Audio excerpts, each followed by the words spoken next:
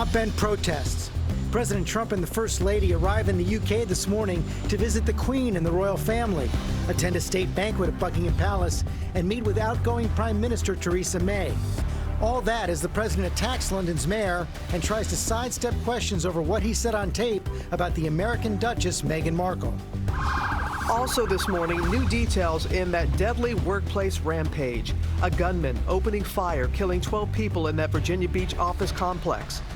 Shots fired, second floor. What we are now hearing from survivors about the shooter who just resigned from work that morning, and the heroes who sacrificed themselves for their co-workers. Concert chaos. Severe storms hitting New York City overnight, forcing thousands to evacuate a popular music festival.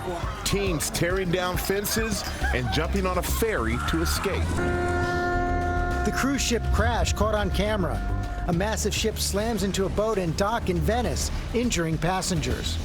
The new twist in that missing mom mystery. Now her estranged husband and his girlfriend in custody as authorities zero in on this $3 million mansion. Brutal bite. A 17-year-old attacked by a shark on a North Carolina beach while swimming in knee-deep water. And Warrior wake-up call, Golden State fighting back to take Game 2 of the NBA Finals. The thrilling showdown and the serious star power in the stands. Live in Times Square, this is Good Morning America. We do say Good Morning America. The Warriors came out to play in Game 2. Yes, they did. And Raptors superfan Drake was back there in action as well. But game on. Game on. 1-1 the series tied up. And you mean Drake, look at Drake right there. He's trolling Kevin Durant with this sweatshirt. And Kevin Durant is injured, and which could have a big impact. It has had a big impact on this series. But Drake wasn't the only famous face there We saw at the at least game. one in the open there. A lot more on that coming up, but we begin with President Trump and the First Lady arriving in the UK for an official visit this morning. They've got a full day ahead, meeting with the royals and British Prime Minister Theresa May, while the UK is in a state of crisis over Brexit. The Prime Minister stepping down just days from now. President Trump has weighed in on who should succeed her and landed with some harsh words for London's mayor. Our senior national correspondent Terry Moran starts us off from Buckingham Palace. Good morning, Terry. Good morning, Georgia. The crowds are here. The band is playing. Even the sun came out as President Trump is just about to arrive here at Buckingham Palace. The Queen herself will greet him. This is a state visit. That's a very high honor. Clearly means a lot to President Trump. But in addition to that glittering agenda you just talked about, politics is never very far away. The President and First Lady touched down in England early this morning for the 3-day state visit with one of America's closest allies. A presidential salute for the welcome guard and a Twitter insult for the mayor of London. The president firing off as he landed, calling Mayor Sadiq Khan, a fierce Trump critic, a stone-cold loser. But politics is only part of this visit. On the agenda tonight, a banquet hosted by the Queen. President Trump's children and their spouses will spend time with the royal family, including Prince William and Princess Kate. But the president, whose last UK visit drew large protests, has already stirred controversy ahead of this trip. In an interview with the Sun tabloid, he boldly weighed in on who should succeed outgoing Prime Minister Theresa May. I think Boris would do a very good job. I think it'd be excellent. I like him very much. Trump right there backing former Foreign Secretary Boris Johnson. And then there's President Trump's tiff with Meghan Markle, the American-born Duchess of Sussex, who he called nasty when an interviewer told him she'd publicly criticized him. As misogynistic as Trump is and so vocal about it. That was back in 2016, before Markle was part of the royal family. She said she'd move to Canada if you got elected. Turned out she moved to Britain.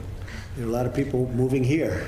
So what can I say? No, I didn't know that she was nasty. Trump denies he meant to call Meghan nasty, and he blames the media for the controversy. Trump points to the nice things he said about her in that interview. Is it good having an American princess then, Mr. President? Is that Well, sort of help the links? I think it's nice. I think it's nice, and I'm sure she'll do excellently. She'll be very good.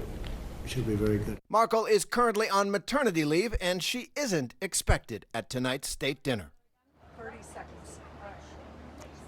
Well, President Trump gets a mixed reaction here in Britain. Like most American presidents, he's not very popular in London. He is elsewhere. But Sky News one of the big broadcasters here, is taking advantage of that with this advertisement where a great shadow passes over London, even the Queen, to be revealed as that balloon that President Trump hates. He's back, is their tagline.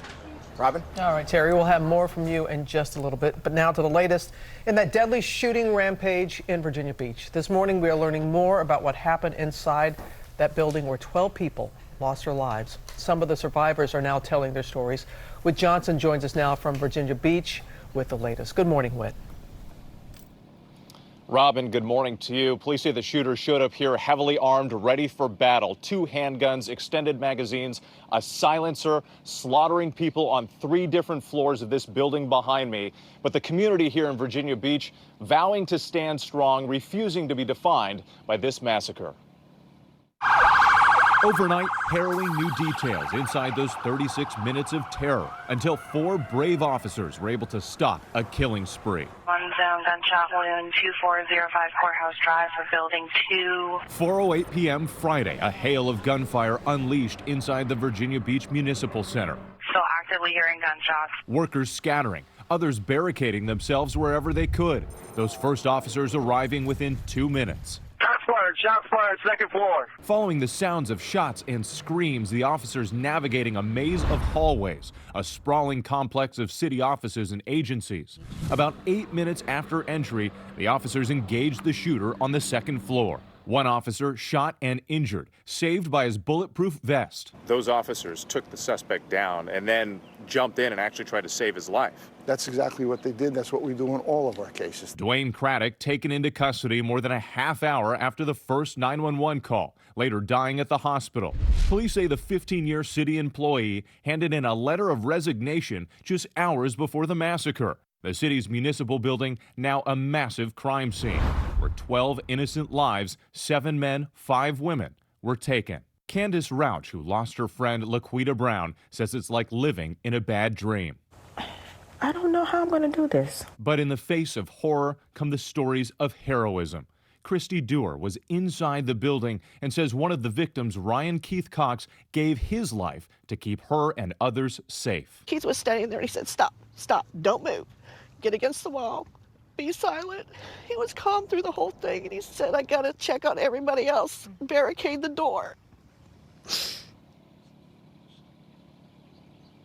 And this morning, 4 people remain in the hospital in critical condition.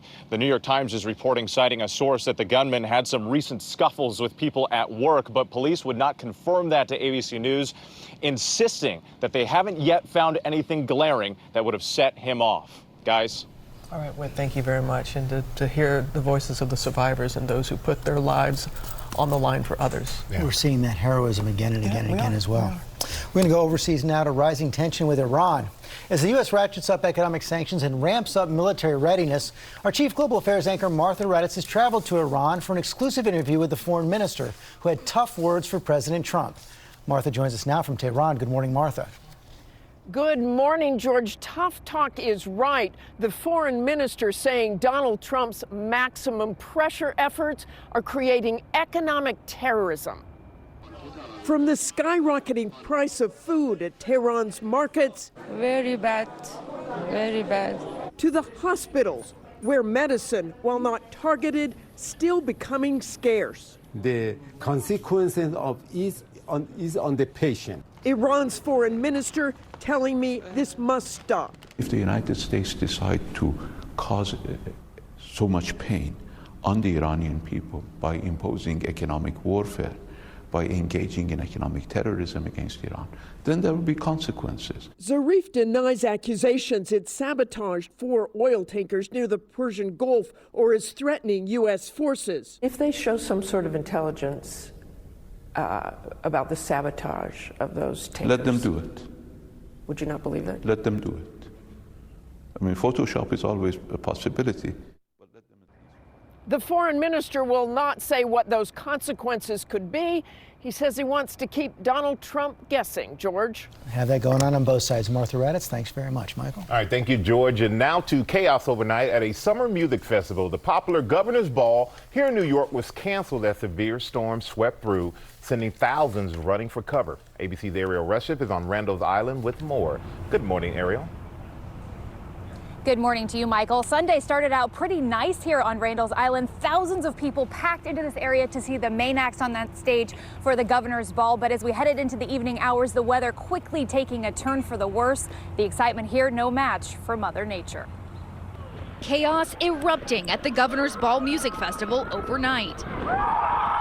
After hours of delays due to an impending severe thunderstorm, thousands of panicked concert-goers sent running as Mother Nature finally delivered on drenching rains, whipping winds, and booming lightning cracking in the sky, forcing organizers to suddenly shut down and evacuate.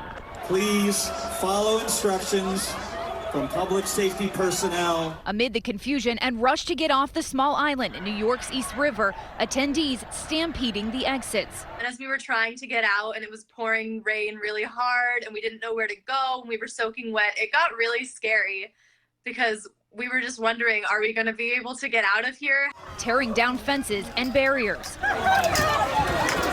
And taking shelter wherever they could. With crowds overwhelming buses and public transportation, it took some several hours to make it off Randall's Island. It was just very crowded. You couldn't really move, even if you were trying to exit. That's why we had to actually get off the path and hop that fence. Those lucky enough to get space on a ferry, battered by wind and rain on the voyage back to Manhattan. And everyone did manage to get out of this park safely. The governor's ball says it plans to issue a full refund to all those ticket holders as soon as possible. Robin. All right, Ariel, thank you. Now to that shark encounter in North Carolina. A 17-year-old recovering this morning after suffering a brutal bite. She was airlifted from the beach to the hospital with serious injuries to her leg. Gio Benitez joins us now from Atlantic Beach, North Carolina with more. Good morning, Gio. Robin, good morning to you. We're told that 17-year-old is in good condition this morning, her father jumping into the water to save her life. This morning, a 17-year-old girl is recovering from a brutal shark attack in Atlantic Beach, North Carolina. The whistles were blown, everyone was screaming, and they quickly got everybody out of the water. Officials telling us the attack happened by Fort Macon State Park Sunday afternoon. The young woman getting deep lacerations to her leg, pelvic, and hand areas. She was immediately flown to the hospital for treatment. We were able to make access to a 17-year-old female at the beach, and she had severe injuries to her leg and arm. She was airlifted to Vidant Medical Center from there. This just the latest incident to happen near Atlantic Beach. Last year, a 14-year-old surfer was bitten twice on his leg below the knee. And in 2016, 2 separate attacks, all of the victims surviving. On any given day, the ocean can be a dangerous atmosphere. It always can be a dangerous environment. And despite all of this, that 17-year-old in this latest attack says she's an advocate for marine life and hopes everyone respects sharks. Michael? Without a doubt, Gio. All right, thank you so much for that. Now we're going to move to that crash that's been caught on camera. At least 4 people injured when a 65,000-ton cruise ship slammed into a nearby riverboat, then hit the dock in Venice, Italy. David Wright is on the scene with the latest. Good morning, David. Good morning, guys. This is the MSC Opera, a giant cruise ship, more than 2,500 passengers on board as it sailed into Venice early Sunday morning, guided by 2 tugboats. That's apparently when one of the steel cables attaching it to the tugboats snapped, and this vessel went careening into the dock. It's a scene that looks like something straight out of a disaster movie. These are the terrifying moments just before a runaway cruise ship slammed into a much smaller riverboat on the dock in a Venice canal. Hold on. Horns blaring, the towering MSC Opera just can't seem to stop. You can see the tourists on the smaller boat there fleeing at full speed. Someone just went in the water. Then watch. The frightened tourists still on the walkway as the 900-foot-long luxury liner plows into the dock. Officials say the bigger ship lost control when one of the steel cables attaching it to a tugboat suddenly snapped. According to Italian authorities, 110 passengers were on board the smaller boat, the River Countess. They say at least 5 elderly tourists were injured, including one American. It was just a matter of shock. I mean, we were, my wife and I were both up and we were sort of trembling. We couldn't believe what we were seeing. And just to see this thing out of control was just, you know, it was almost literally unbelievable. Just hours after the collision, protesters arrived at the scene calling for a ban on cruise ships in Venice. Locals have long complained that the city is overrun by tourists and the cruise ships shouldn't be there. You can see that giant scrape there along the hull. It may not look like much from here. The ship is still seaworthy, but this is the ocean liner equivalent of a fender bender. Thankfully, nobody was seriously injured, but the accident is under investigation, and a lot of people are concerned about how practical it is to have giant cruise ships like this in a small, contained city like Venice. Michael? All right, David, we all were thinking, we didn't know the big ships. And such a busy waterway at that. Thank goodness no serious injuries. You're right about that. NBA Finals. The Golden State Warriors hanging on for a thrilling victory in Toronto last night, beating the Raptors. Now the series tied 1 game all. TJ Holmes, he was smack dab in the middle of all that action. Good morning, TJ. Yes, and good morning, Robin. This was as quiet as you're going to hear 20,000 people get in here last night. Raptors fans were shell-shocked at what the Warriors were doing to their hometown Raptors. Meanwhile, with all this talk about the Toronto celebrity superfan, well, the Warriors countered with their own last night, saying, "We'll see your Drake and raise you one Obama." Golden State took Game 2 in Toronto, evening the series in stunning fashion on the Raptors' own court. That'll do it. Golden State has tied the finals. The defending champs once again found themselves down early to the Raptors. Leonard back to Gasol, lays it up and in. But Golden State exploded to start the second half. Curry off the three-point line, so Curry runs and bangs home. Silencing the crowd with an 18-0 run. But once the Warriors took the lead, they never looked back. Andre Iguodala sealed the deal with a three-point dagger with just 5 seconds left on the clock. And another injury scare for the defending champs, already missing Kevin Durant. Klay Thompson, after putting up 25 points, missed the final moments with an injured hamstring. The Warriors' win, of course, didn't sit well with Raptors superfan Drake, who was once again trolling with his fashion. This time taking aim at injured Durant in a "Where's Kevin" Home Alone hoodie. But Drake's wasn't the most famous face in the building on this night. President Barack Obama made a surprise appearance and was welcomed with a standing ovation. And we know, of course, that President Obama is a basketball fan, but also he has a relationship with the Warriors. They visited the White House after their first championship in 2015, but also, guys, it was just earlier this year. They were in D.C. for a game. They just went by the office to say hi, his own office. So there's a personal relationship, so you can bet he was rooting for his boys last night. And thanks to the Warriors, everybody gets free tacos, right? Everybody's free tacos because they won on the road, which is nothing unusual for them to win on the road in the playoffs, but free tacos. It is what they do. All right, TJ. Your eyes look a little red there this morning, TJ. But we can see Game 3. Doing a good job as always, TJ. Game 3 Wednesday night, 9 p.m. Eastern, right here on ABC. A lot more coming up here right now. New developments in that missing mom mystery. Now her estranged husband and his girlfriend are in custody as police search this home for clues. We'll have more, but let's get to Ginger now with the latest. And let's get straight to the Select Cities, brought to you by Progressive Insurance. And that's your basic three-point turn. If you say so. I'm sorry? What Pete sure isn't telling you is that Snapshot rewards safe drivers with discounts on car insurance. What? Or maybe he didn't know. I'm done with this class. You're not even enrolled in this class. I know, I'm supposed to be in ceramics. Room Do you know? 308. Oh, thank you. Yeah. Good luck, everybody. Getting our Monday started off a bit cool, but tomorrow's temperatures tomorrow morning even lower. We'll have breezy sunshine today. Could get a little windy at times with winds over 25 miles per hour gusting from the 60s to the lower 70s by 4 p.m. today. Rain chances going up on Wednesday. Could be tracking some strong storms starting early the tail end of the morning rush. But for this upcoming weekend, hope to see you at Celebrate Fairfax 10 to 2 p.m. Our Good Morning Washington team 80s with rain chances going up Sunday afternoon. Happy Monday, everybody. We'll be right back. Hi, I'm Christina Stumble, and I founded Farm Girl Flowers. What started at my dining room table has grown into a serious operation. That's why I chose the Spark Cash Card from Capital One. With unlimited 2% cash back on everything I buy, why wouldn't I get this card? I redeemed 115